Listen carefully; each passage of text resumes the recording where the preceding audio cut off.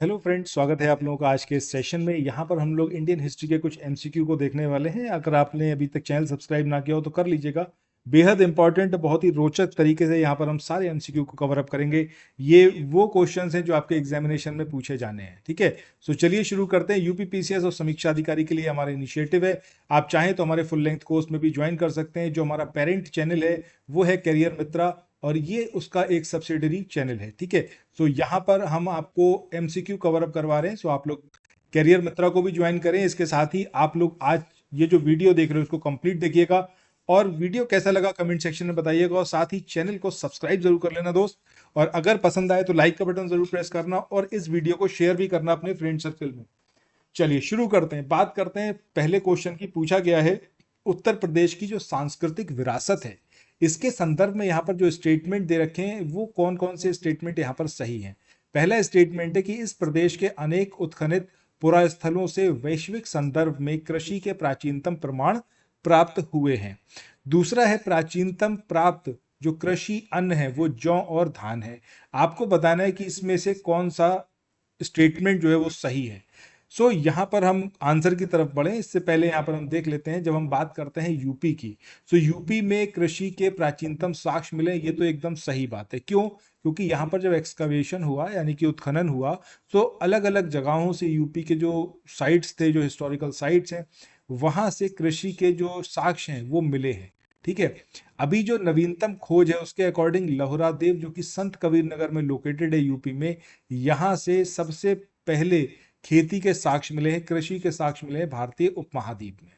इसके अलावा अगर हम बात करें लोहरा देव से, तकरीबन 8000 ईसा पूर्व से लेकर 7000 ईसा पूर्व के मध्य में चावल उगाया जाता था, इस बात के प्रमाण मिले हैं।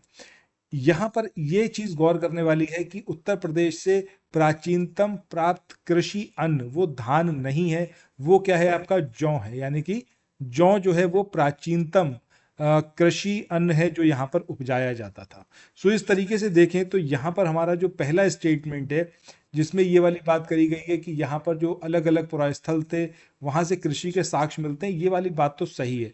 बट सेकंड स्टेटमेंट यहाँ पर इनकरेक्ट है, क्योंकि यहाँ पर बोला गया है प्राचीनतम प्राप्त कृषि अन्न जो थे वो जौ और धान थे, जबकि धान नहीं था।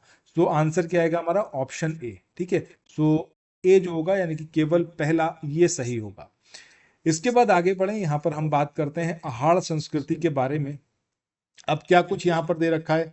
आहार संस्कृति के जो लोग थे वो तांबा गलाना जानते थे, वो लोग चावल से परिचित नहीं थे। धातु कर्म या फिर धातु का जो काम था वो आहार वासियों की जो अर्थव्यवस्था थी उसका एक साधन था। इसके अलावा यहाँ के जो मतलब यहाँ से जो प्राप्त हुए मृदभांड वो काले लाल रंग के मृदभांड थे, जिन पर सामान्यतः सफेद रंग की ज्यामिति यानी कि ज्योमेट्री की आकृतियां जो है वो उकेरी गई थी। अब बताना है कौन कौन से विकल्प सही हैं। सबसे पहले तो यहाँ पर हम देखते हैं आहार संस्कृति के बारे में, जो कि आपका दक्षिणी पूर्वी राजस्थान का एक प्रमुख ताम्र पाषाणिक संस्कृति वाला स्थल है, यानी कि चालकोलिथिक पीरियड की साइट है आहार, ठीक है। जो प्लेस कहाँ पर लोकेटेड है आपका, दक्षिणी पूर्वी राजस्थान में। सो ये जो पर्टिकुलर साइट है ये आपका चालकोलिथिक साइट है। आहार या फिर बनास संस्कृति इसको कहा जाता है, ये उत्तर हड़प्पा संस्कृति के समकालीन थी। इसके अलावा बनास संस्कृति या फिर आहार संस्कृति के जो लोग थे वो मेनली कृषक और पशुपालक थे, ठीक है, और ये लोग चावल से परिचित थे। इसके अलावा यहाँ का एक दूसरा नाम भी है आहार का, वो क्या बोला जाता है, ताम्रवती, यानी कि तांबा वाला स्थान जहां से खूब ज्यादा तांबा मिलता है, बहुतायत में यहाँ पर तांबा उपलब्ध है। इसके अलावा यहाँ के जो लोग थे वो तांबे को गलाकर मनचाही वस्तुएं तैयार करते थे। तांबे का काम जो था वो आहारवासियों की जो अर्थव्यवस्था थी उसका एक प्रमुख साधन था। इसके अलावा यहाँ पर जो काले और लाल रंग के मृदभांड मिले, जो पॉटरी मिली, उस पर व्हाइट कलर की जो इस तरीके से आप देख रहे हो ज्योमेट्रिकल फिगर्स जो हैं वो यहाँ पर मिली हैं। सो इस तरीके से देखें तो यहाँ पर हमारा पहला स्टेटमेंट सही है, फर्स्ट स्टेटमेंट सही है, सेकंड स्टेटमेंट यहाँ पर इनकरेक्ट है, थर्ड स्टेटमेंट सही है, और फोर्थ स्टेटमेंट। सो आंसर क्या आएगा हमारा, ऑप्शन ए, ठीक है। ऑप्शन ए 1, 3 एंड 4 ये सही होगा। अच्छा, टेलीग्राम चैनल को आप लोग ज्वाइन कर लीजिएगा, डिस्क्रिप्शन बॉक्स में उसका लिंक दिया हुआ है, वहां पर आपको ये सारे पीडीएफ मिल जाएंगे जो डेली बेस पर हम यहाँ पर क्वेश्चंस को सॉल्व कर रहे हैं। इसी वे में मिलेंगे, थोड़ा सा इंटरेस्टिंग रहेगा, आप उसको अच्छे से पढ़ पाएंगे। अगला क्वेश्चन यहाँ पर है कि निम्न में से किस पुरास्थल से पाषाण संस्कृति से लेके और हड़प्पा संस्कृति तक के सांस्कृतिक अवशेष प्राप्त हुए हैं? अब यहाँ पर आंसर हमारा क्या होगा? मेहरगढ़। मेहरगढ़ वो साइट है जहां से पाषाण संस्कृति से लेके और हड़प्पा संस्कृति तक के सांस्कृतिक अवशेष मिले हैं। बलूचिस्तान पाकिस्तान में ये साइट लोकेटेड है। और ये जो साइट है ये आपका प्रागैतिहासिक काल से लेके सिंधु सभ्यता यानी कि हड़प्पा तक के मतलब सारे जो सांस्कृतिक अवशेष हैं वो यहाँ पर मौजूद हैं। यहाँ से पता चलता है कि ये तब भी सरवाइव कर रही थी जब पाषाण संस्कृति थी, और ये तब भी जगह सरवाइव कर रही थी जब हड़प्पा सिविलाइजेशन था। मेनली यहाँ से पॉटरी मिली है, मनके मिले हैं, तांबे की वस्तुएं मिली हैं, औजार मिले, मतलब बहुत सारी चीजें यहाँ पर मिली हैं। नेक्स्ट क्वेश्चन की बात करते हैं। क्वेश्चन है आपका नवदा टोली के बारे में कि ये कौन से स्टेट में लोकेटेड है। ये आपसे यूपी पीसीएस में पूछा गया है। मध्य प्रदेश में लोकेटेड है आपका नवदा टोली। अब नवदा टोली के संदर्भ में जब बात करते हैं तो इसका उत्खनन कब किया गया? 1957 से 59 में दक्कन कॉलेज पूना के जो प्रोफेसर थे जिनका नाम था HD संकालिया, इसके अलावा SB देव और ZD अंसारी, इन तीन हिस्टोरियंस या फिर जो प्रोफेसर्स थे इनके द्वारा जो है 1957 से 59 के बीच में यहाँ पर एक्सकवेशन किया गया, उत्खनन किया गया, और ये तीनों दक्कन कॉलेज पूना से थे। इसके अलावा ये जो स्थान है ये इस महाद्वीप का या फिर हम कहें तो ये भारतीय उपमहाद्वीप का सबसे बड़ा उत्खनित ताम्र पाषाणिक स्थल है। बेहद इंपॉर्टेंट है ये बात। और अगर हम तिथि की बात करें तो लगभग 1500 ईसा पूर्व से लेके और 1300 ईसा पूर्व के मध्य में इसकी जो तिथि है वो निर्धारित की गई है नवदा टोली की।